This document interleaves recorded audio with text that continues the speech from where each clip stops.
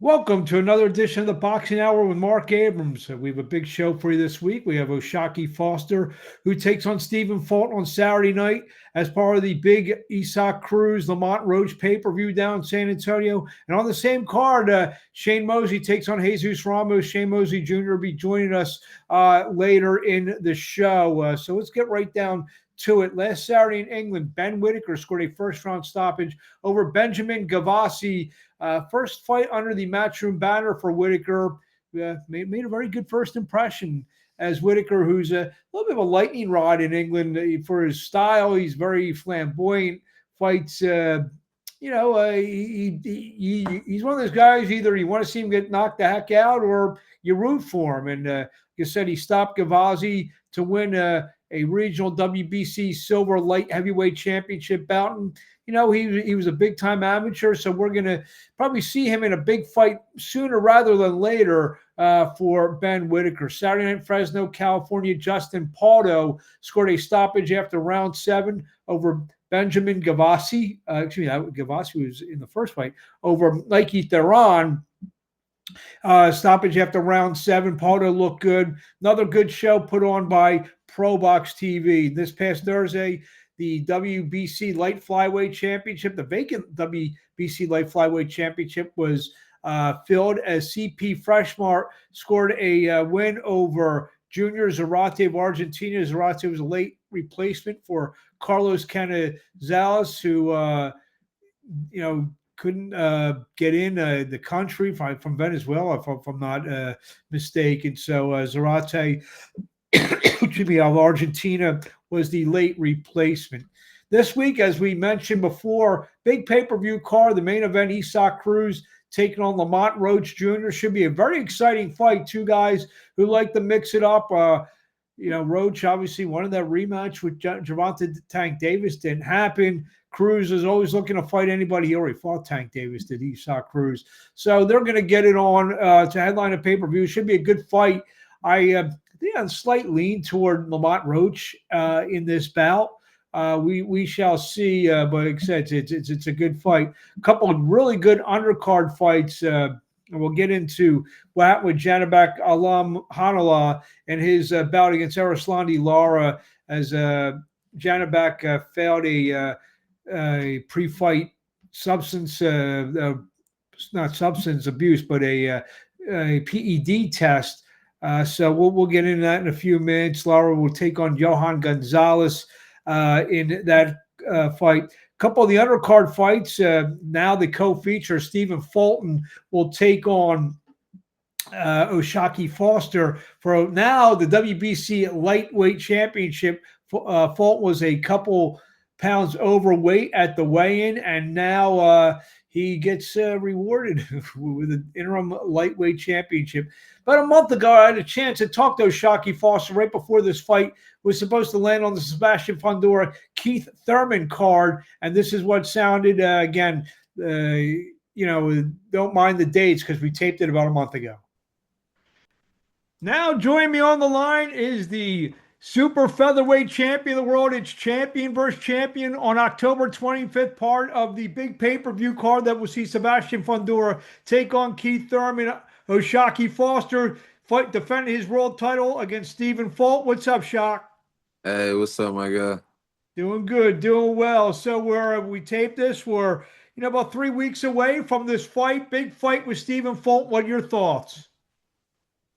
Oh, shit, my thoughts is almost go time. Shit. Ain't too much for me to think about, but just ready to rock out. This fight has been in the work. It was supposed to be on, rumored to be on several different cards, and now it's here. So I guess you've had a long time to at least study and prepare for Stephen Fulton. Is that correct?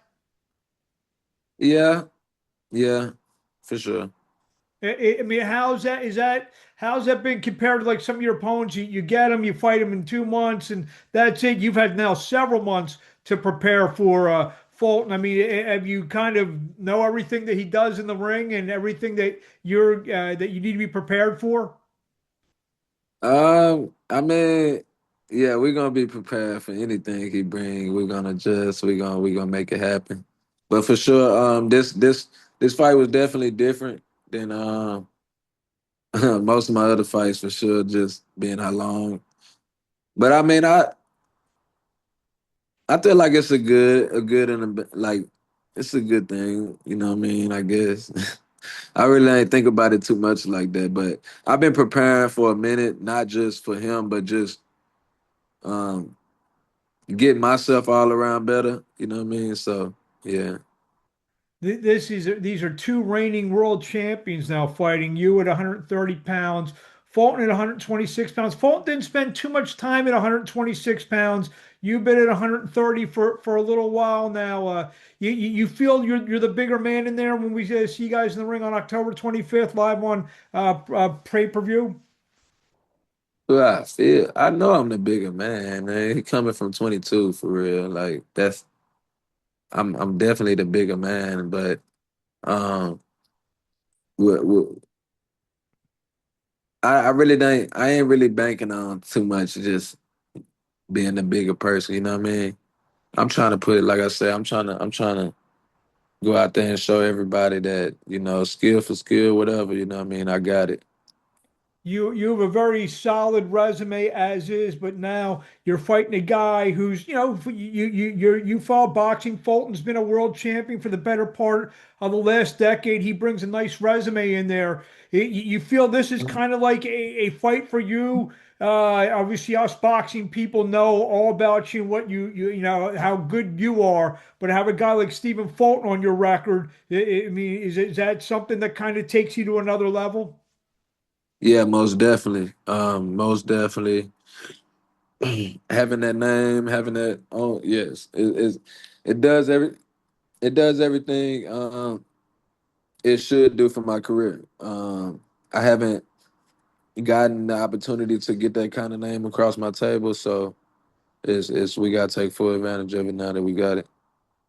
Now that this fight is here, I mean, were there stops and starts to training camp? Because I know you thought they could have been on one date or another. Were there stops and starts to this?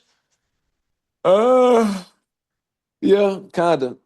But I mean, we stayed active. We stayed in maintenance mode. We didn't just stop doing nothing. You know what I mean? We stayed because my mind is just always about getting better. So it don't matter if I got a fight coming up or if whatever, you know what I mean? I'm trying to get better and do it out. You know what I mean? Even though most people thought you won the first fight with Conceição, how satisfying is it to you that you kind of righted the wrong by the judges by getting that quick rematch and getting back what was probably deservedly yours in the first place? It was everything to me, man. It was everything to me. I went out there and I did what I was supposed to. I got the title back, and that's all I wanted.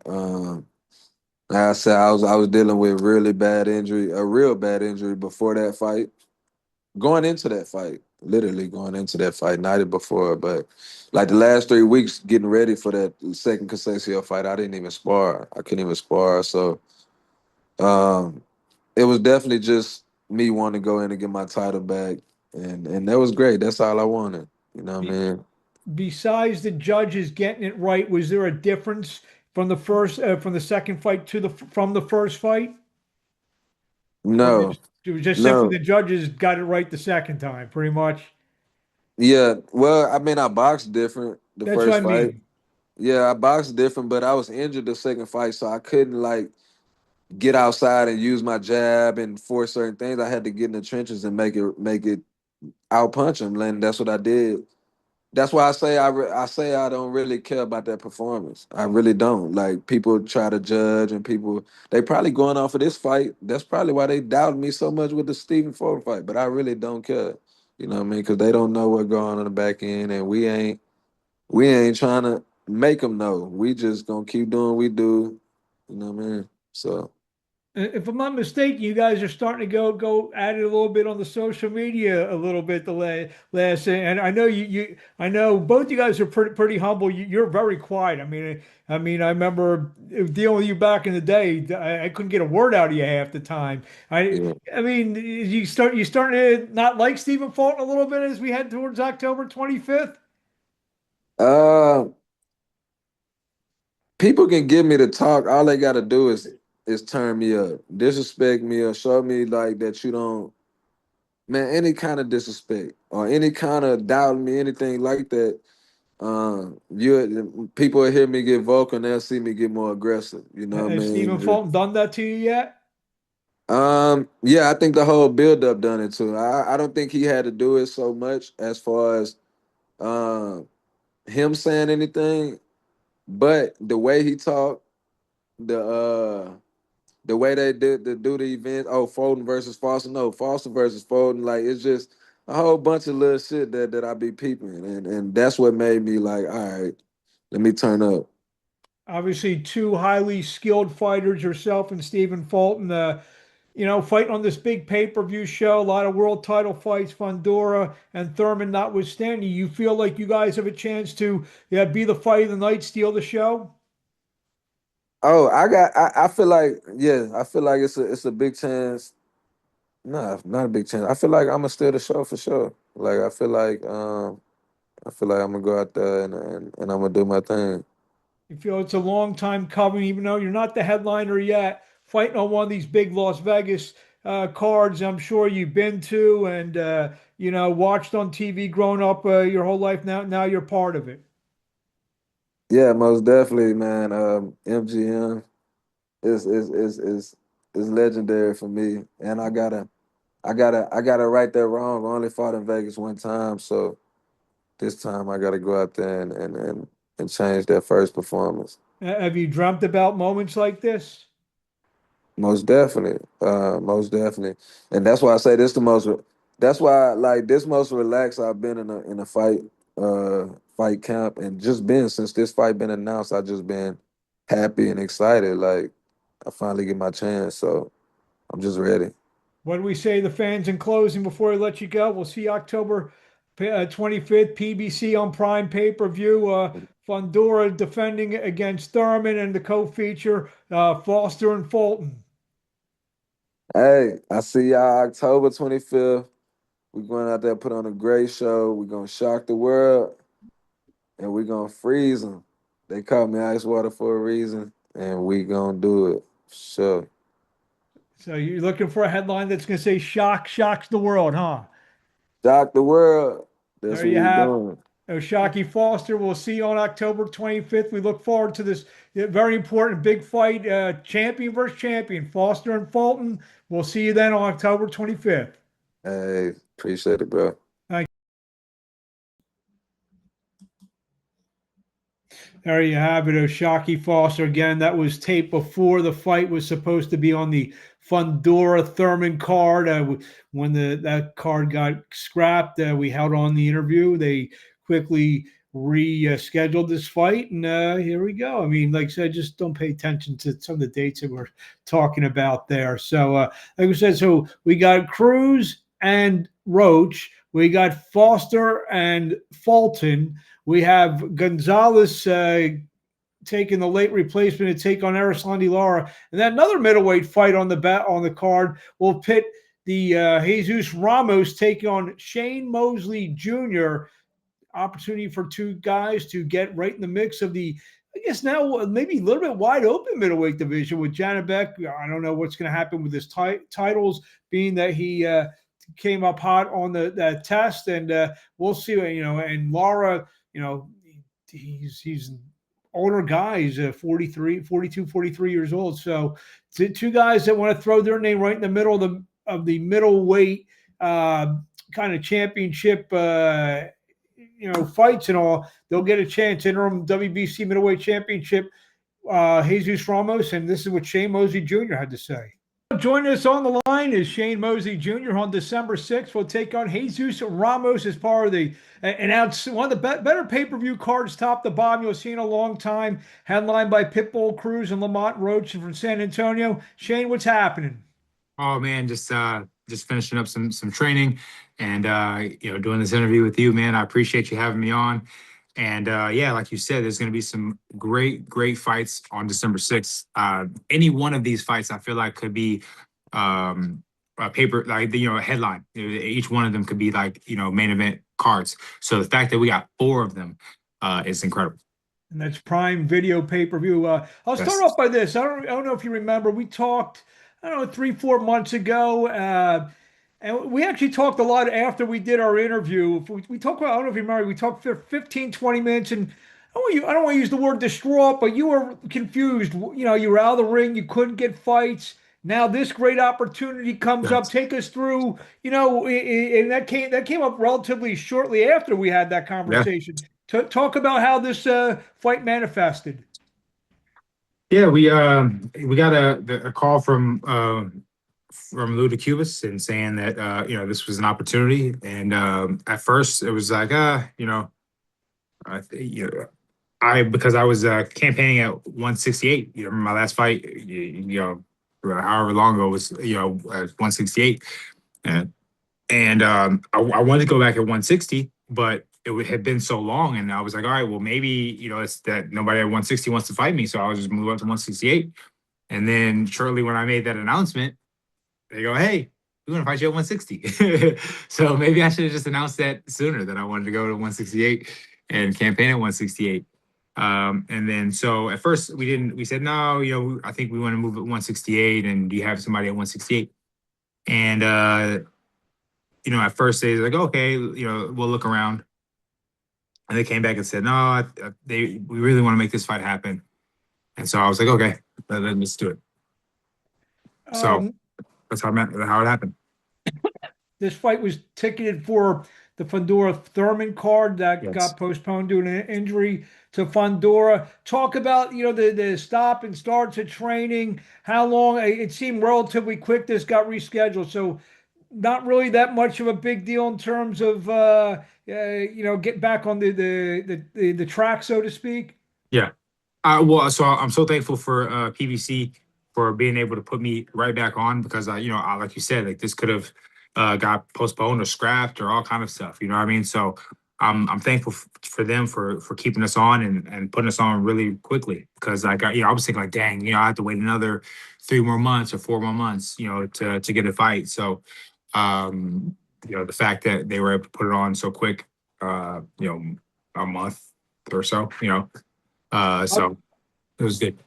Obviously, I'm sure I mean, even if the fight would have taken place on the original date, you would have been very prepared. But is this, you know, I mean, does this give you some extra time to kind of get the little bit? No, I'm sure you've seen Ramos fight, but maybe to scout him a little bit more. Has that been helpful? At least the extra time. Yeah, absolutely. I feel like it's extra time is always good, you know, to study and prepare and all those things. So I think it's definitely, excuse me, definitely beneficial. So I'm thankful. Talk about Jesus Ramos as an opponent, guy who's, you know, made his way at, you know, some lower weights and now is testing the waters at 160 pounds. Yeah, no, he's a good fighter. You know, definitely has great skill, and gonna be a great fighter one day. I think it's a great matchup, and I'm looking forward to it. A lot of people are looking at him as an undefeated fighter, his lone loss to Erickson Lubin. A lot of people thought that his hand should have been raised that night. Did you see that fight? What'd you think? Yeah, I thought that it was a decent fight. You know, when I first watched it, I thought that he had won. You know, later watching it, you know, you could see kind of where judges could, you know, give Lubin it. If I was a judge, I probably would have given him the win, Ramos that is, but I could see both sides. You know what I mean? Like, you know, Lubin had some sharp punches and clean shots and stuff like that, and was blocking well, but I still would have given it to Jesus. So yeah, and I feel like he's gotten better since. I feel like he's, you know, improved and gotten better. So good on it. I know you're not looking past Jesus Ramos, but you know, should you become victorious, there's a fight later on the card for, I believe, 3 middleweight championship belts. You feel a win and a good performance gets you maybe in the line to fight Janovic against Lara, maybe that winner? I think that there's a good possibility. I definitely believe that there's a good possibility that could happen. So I'm excited for it. That's good, and I think just in general, it's a good fight. So, yeah, I'm looking forward to that fight. And like I said, not trying to look even further down the line. There's the shadow of Terrence Crawford maybe moving back down. Like I said, you may be 2 wins away, for a fight with Terrence Crawford, which obviously would be a life-changing type of opportunity. So I guess it maybe you're looking to stay at 160 after the thoughts of going to 68, or is this, you may see a bounce between weights? Yeah, we'll see. It all depends on how my body holds up and how I feel. And so, but definitely those opportunities are intriguing. Like all of those opportunities and all of those cool fights that could happen and that I could be a part of are great. So I definitely would want to be a part of those. This fight being in San Antonio, live on Prime Video pay-per-view on December 6th. Fight being in San Antonio, obviously a big Mexican-American population down there, fighting Ramos, a Mexican-American. Yeah, I would imagine he'll have a good deal of the crowd on his side. You relish stuff like that? Is that another motivation factor there, that you could be walking a little bit of enemy territory down there? Honestly, it doesn't matter. You know what I mean? Like the fans, boxing fans are so this way, that way. If I'm doing well, they're gonna cheer for me. If he's doing well, they're gonna cheer for him. It's what have you done for me lately? Boxing fans, you've been around this game for so long. So none of that matters, man. Like you go in there, you do your best, you go win, and they'll do what they're gonna do. Yeah, there's some fighters, I guess, that would maybe use as a motivation factor.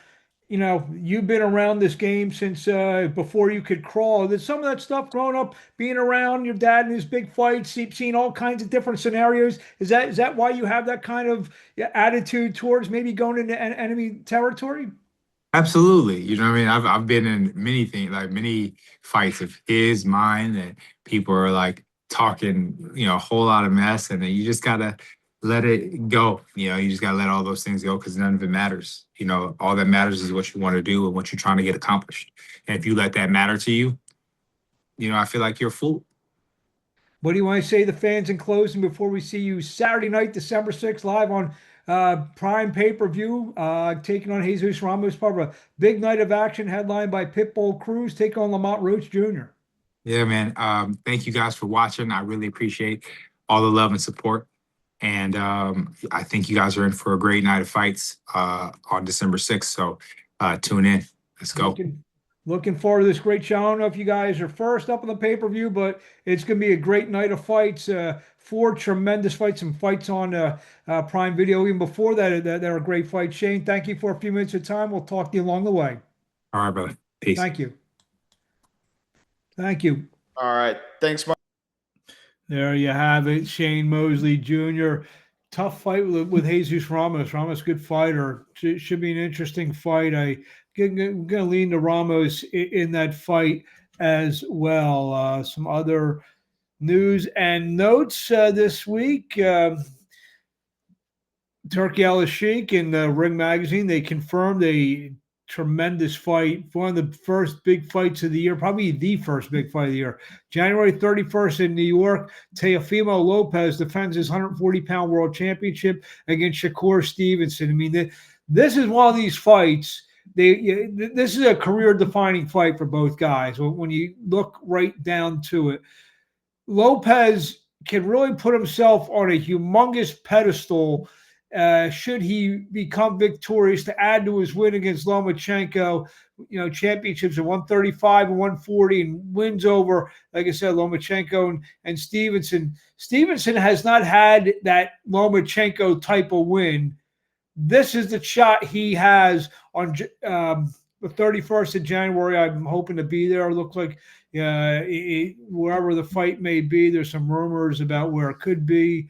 And now I'm excited for that fight. Like I said, this is a fight where, let's be honest, legacies are made in this fight on January 31st. So great opportunity for both Teofimo Lopez and Shakur Stevenson. And as the fight gets closer, we'll talk more about it and make more predictions. Obviously, we talked earlier before about Janabek Alam Hanalad testing positive. So his fight with Arislandi Larazov, Johan Gonzalez in for Janabek. Matchroom Boxing comes back to Las Vegas on January the 24th with a very good fight, lightweight fight between Raymond Maratala and Andy Cruz up for the IBF Lightweight Championship live on the Zone. Very good fight. Maratala, is one of those kinds of, I don't want to say flying under the radar because all of his fights have been on the ESPN platforms. Fighting Andy Cruz, who was the Earl World Olympian, and he makes his first shot at a world title. He's only had like 6-7 pro fights, so that should be an interesting fight. And finally, a WBC super lightweight champion of the world, Subriel Matias, will get to fight Dalton Smith on January 10th at the Barclays Center in Brooklyn, despite his test for ostamine use. He was put on, quote, probation by the WBC. So that fight, which will be on ppv.com, between Subriel Matias and Dalton Smith, that's going to be a terrific fight. Both guys, obviously Matias, we know that he throws a million punches around. Dalton Smith, he's not going to back down either. So that's going to be a great fight. I look forward to watching that fight on January the 10th. Well, that's our show for the week. I want to thank Oshaki Foster, Shane Mosley. Hope everyone watches the big pay-per-view fight. If you're not going to watch that, I'll be broadcasting live from Philadelphia on Saturday night. Atif Burlington takes on Vaughn Alexander live on BXNG TV. So a lot of good boxing action. We'll be back next week. We already have some guests, and we're going to make an announcement of where we're going to be doing some shows next week. We'll going down south to do some shows, and we're going to have some major guests, and I'm going to tell you guys all about it on the next show, which we'll probably drop middle of next week because we already have one guest already done who's fighting for a world championship on next Saturday, December 13th. So everyone have a great week, and we'll talk to you then.